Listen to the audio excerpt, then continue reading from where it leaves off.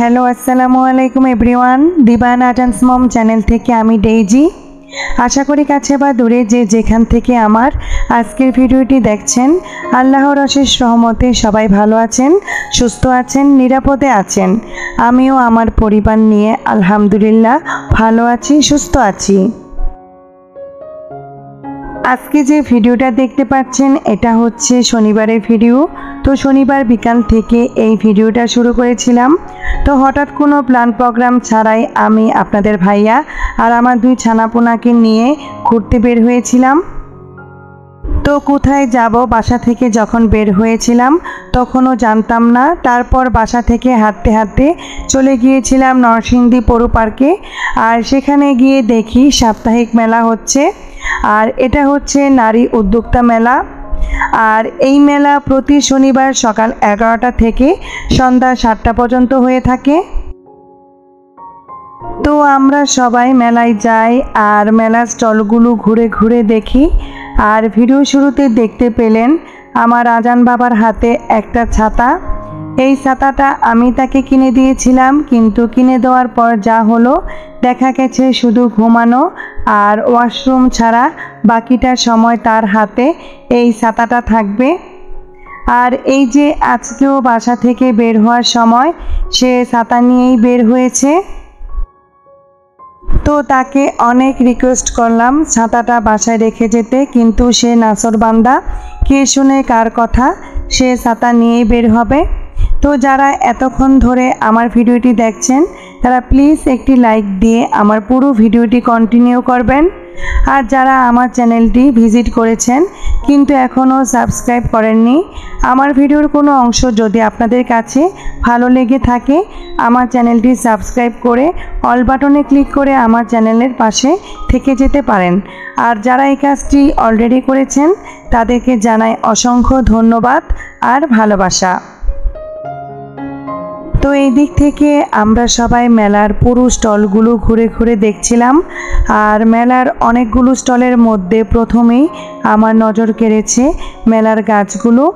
তো গাছগুলো দেখলাম, তো একবার ভেবেছিলাম কিছু গাছ কিনবো, পরে ভাবলাম গাছ কিনে দেখা গেছে ঘোরাঘুরি করতে হবে, তো সেই সব ভেবে আর গাছ কিনা হয়নি। তো আমি কিন্তু মেলায় এসে ড্রেস দেখছিলাম, দুই একটা ড্রেস পছন্দ হয়েছিল, কিন্তু আমি যে কালার চাইছিলাম ওনাদের কাছে ছিল না। তো এই নারী উদ্যোক্তা মেলাতে অনেক কিছুই আছে, দেখা গেছে বিভিন্ন ধরনের খাবারের স্টল বসেছে। আর প্রত্যেকটা খাবার কিন্তু তাদের নিজেদের তৈরি করা, বলতে গেলে হোমমেড খাবার। আর তার সাথে আরও অনেক আইটেম নিয়ে এই মেলা বসেছে। তো আমি আর এখানে আলাদা করে ভয়েস দিচ্ছি না। তো আসুন ভিডিওর মাধ্যমে মেলাটা ঘুরে দেখি।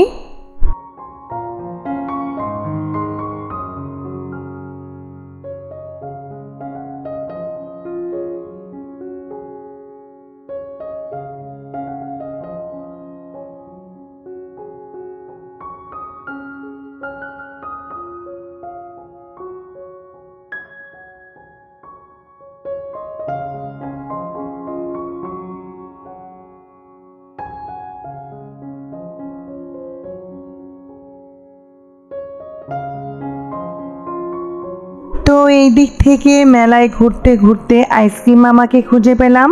তো আমি আর আজান দুইটা আইসক্রিম কিনে নিয়েছিলাম। মেয়ে বলছিল খাবে না, তার গলা ব্যথা। তো এই গরমে আমি ললি খুবই পছন্দ করি, তো আমি আমার জন্য অরেঞ্জ ফ্লেভারের ললি নিয়েছিলাম। তারপর আইসক্রিম নিয়ে আরও কিছুক্ষণ মেলায় ঘুরে একটা রিকশায় উঠে বসি আর চলে গিয়েছিলাম নদীর পাড়ে।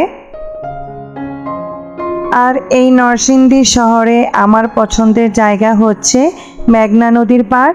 তাছাড়া ওই দিন আকাশটা ছিল খুব মেঘলা আর পরিবেশ ছিল ঠান্ডা।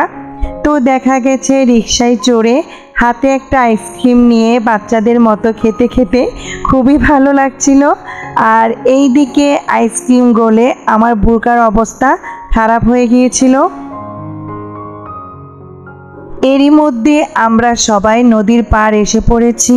আর কি বলবো, এত মিষ্টি বাতাস ছিল নদীর পাড়ে, মনে হচ্ছিল আমি আকাশে উড়ে বেড়াই, কিন্তু আমার তো পাখা নেই, আমি যে উড়ে বেড়াবো।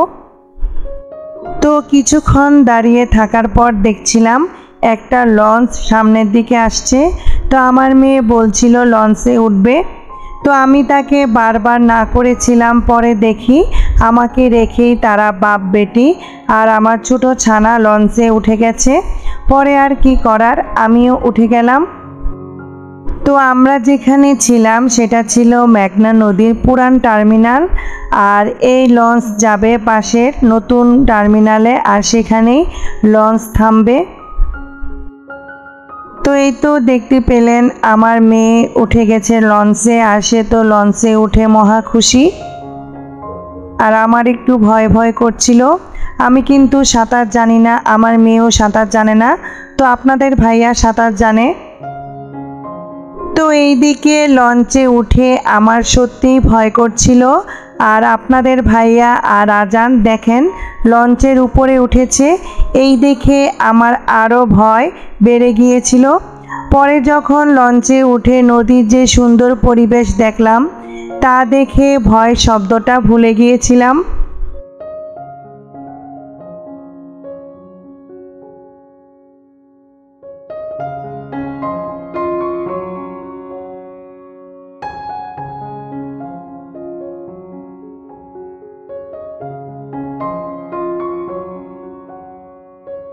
তো আমি আর আমার মেয়ে কিছুক্ষণ লঞ্চের বাহিরে থেকে তারপর ভিতরে জানালার পাশে একটু দাঁড়াই।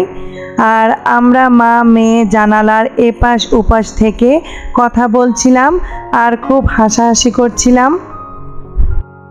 তো নদীপথে আমার যাতায়াত বলতেই ছিল না। দেখা গেছে আমার আব্বু সরকারি চাকরি করতেন, আর সেই সূত্রে আব্বু পরিবারের সবাইকে নিয়ে শহরে শহরে বদলি হতেন। তো ওইভাবে নদীর পথে আমাদের যাতায়াত কখনোই ছিল না। তো এইটুকু মনে আছে, ছোটোবেলায় যখন নানুর বাড়িতে যেতাম তখন শীতললক্ষা নদী পার হয়ে নানুর বাড়ি যেতে হতো। আর যখনই নানুর বাড়িতে যেতাম তখনই আব্বু আম্মুকে সাবধান করে দিত যাতে আমরা পানিতে না যাই, সাবধানে থাকি। আসলে প্রতিটা বাবারাই এমনটাই হয়ে থাকে, ওনাদের দায়িত্ববোধ আর ভালোবাসা থেকে সন্তানদের আগলে রাখতে চায়। তো এই ভিডিও দেখে আমার আব্বু আম্মু ফোন না দিলেও বলবে যে আমার মেয়ের অনেক সাহস হয়ে গেছে। তো এই দিক থেকে আপনাদের ভাইয়া আর আজান লঞ্চের উপর থেকে নিচে নেমে এসেছে, আর লঞ্চ কিছুক্ষণের মধ্যে নতুন ঘাটে থামবে।